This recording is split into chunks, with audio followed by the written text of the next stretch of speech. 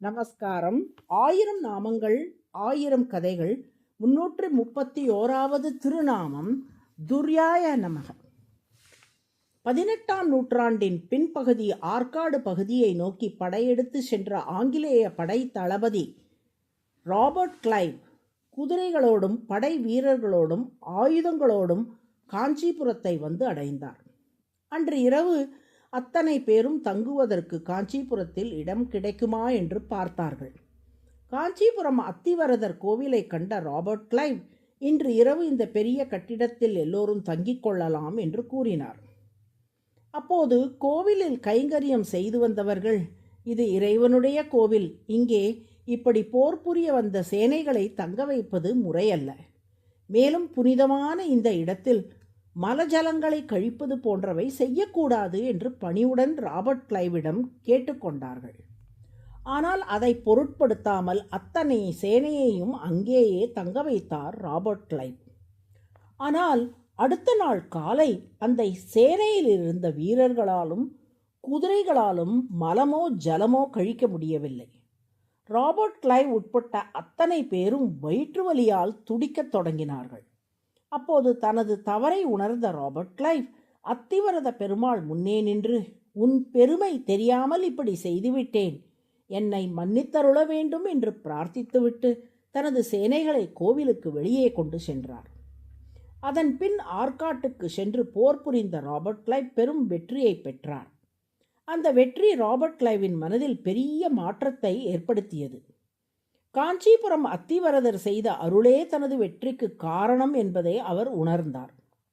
மீண்டும் அத்திவரதரை தரிசிக்க வேண்டும் என்று விரும்பி காஞ்சிபுரத்துக்கு வந்தார் ராபர்ட் கிளைவ். அன்று வைகாசி விசாகம். வரதராஜ பெருமாளுக்கு கருட சேவை வைபவம் நிகழ்ந்து கொண்டிருந்தது. அப்போது ராபர்ட் கிளைவின் மனத்திரையில் விசேஷ காட்சியை காட்டினார் வரதராஜ பெருமாள்.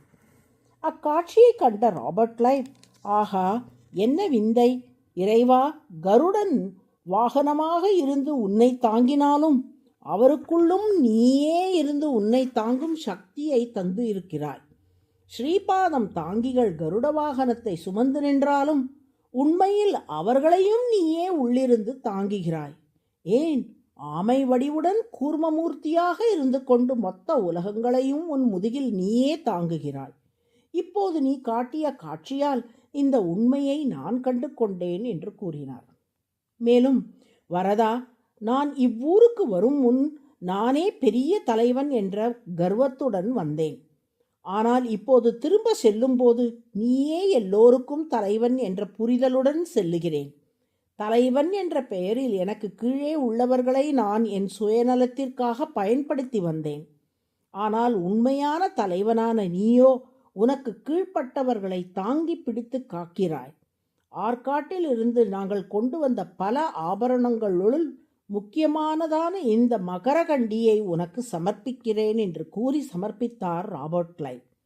அதன் நினைவாக ஒவ்வொரு ஆண்டும் காஞ்சிபுரம் கருட சேவையின் போது இந்த மகரகண்டியை அணிந்தபடி வரதராஜ பெருமாள் காட்சி தருகிறார்.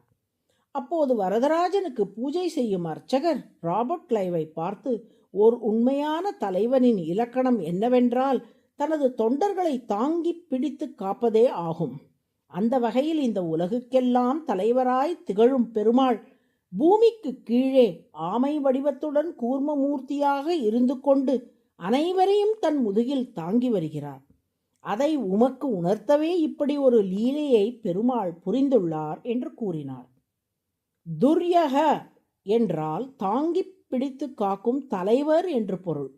உலகங்கள் அனைத்தையும் ஆதிசேஷன் பாதாளத்தில் இருந்து காப்பதாக சாஸ்திரங்கள் சொல்லுகின்றன. ஆனால் அந்த ஆதிசேஷனுக்கும் கீழே இருந்து கொண்டு ஆதிசேஷனோடு சேர்த்து அனைத்து உலகங்களையும் கூர்மமூர்த்தித்தான் தாங்கி வருகிறார். இதன் அடையாளமாகவே அனைத்து திருக்கோயில்களிலும் உள்ள சேஷ வாகனத்தின் கீழே கூர்மமூர்த்தி இருப்பதை காணலாம்.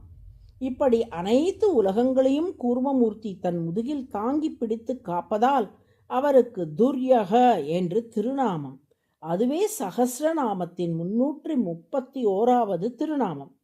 துர்யாய நமக என்று தினமும் சொல்லி வரும் அன்பர்களை திருமால் தாங்கி பிடித்து காப்பாற்றுவார் என்பதில் ஐயம் இல்லை. நாராயண நாராயண.